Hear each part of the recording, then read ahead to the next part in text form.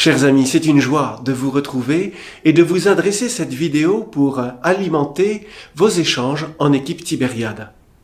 Aujourd'hui, le thème que vous abordez est très riche spirituellement, très dense, très profond, mais sans doute aussi assez difficile à traiter. Avec cette vidéo, je voudrais simplement vous apporter quelques éléments de réflexion simples et éclairants. Le thème s'intitule donc « Il est grand, le mystère de la croix ».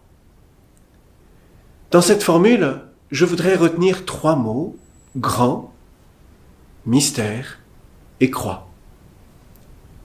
Commençons par le mot mystère.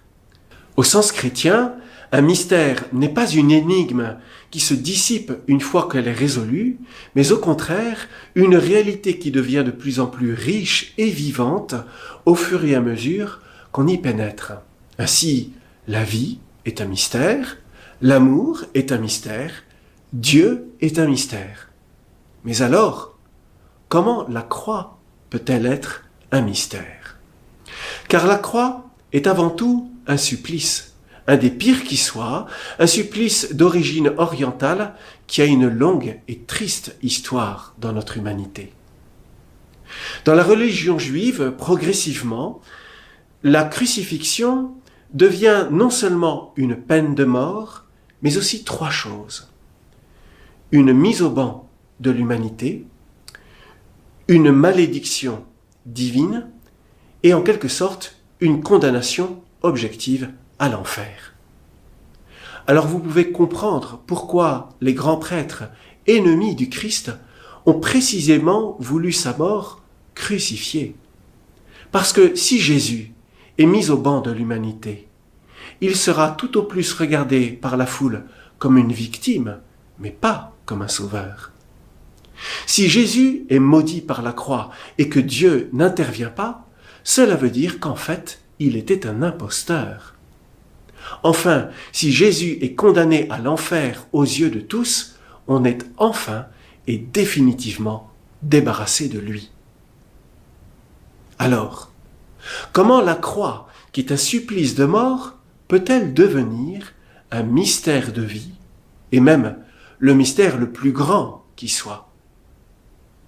Eh bien, c'est parce que Jésus assume la croix pour en retourner le sens. Les hommes font de la croix un bannissement de l'humanité.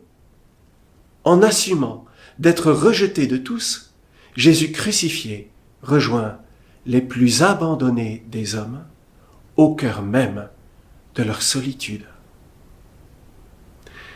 Les grands prêtres font de la croix une malédiction divine. Jésus en fait l'instrument du salut. Ce par quoi nous sommes sauvés au lieu d'être condamnés. Troisièmement, la croix est une condamnation à l'enfer. Eh bien, Jésus en fait la porte du paradis. Ainsi, au bon larron qui se convertit, en voyant avec quelle dignité Jésus donne sa vie sur la croix, Jésus répond « Aujourd'hui, avec moi, tu seras dans le paradis. » Luc chapitre 23, verset 43.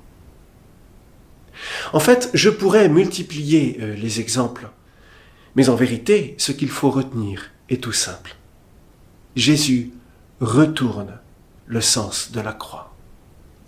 D'un supplice, un supplice de mort, un supplice atroce, il fait le plus grand mystère qui soit. Celui dans lequel nous sommes réintégrés dans l'amour de Dieu, pardonnés de tous nos péchés et conduits vers le vrai bonheur qui enfin redevient accessible. C'est ce retournement complet que le texte de saint Paul que vous avez pris pour vos échanges illustre. Toute la première partie de ce texte est ce qu'on appelle une kénose, une véritable descente aux enfers. Jésus, qui est de condition divine, s'abaisse jusqu'à la condition humaine et même la condition d'esclave. Il est même abaissé jusqu'à mourir et la mort sur la croix, il descend aux enfers. Mais la deuxième partie est-elle une élévation, une exaltation de Jésus dans la gloire qui nous fait tomber à genoux lorsque nous réalisons que c'est ainsi que nous sommes sauvés, ainsi que l'amour de Dieu remporte en chacun de nous sa victoire pour notre bonheur à tous.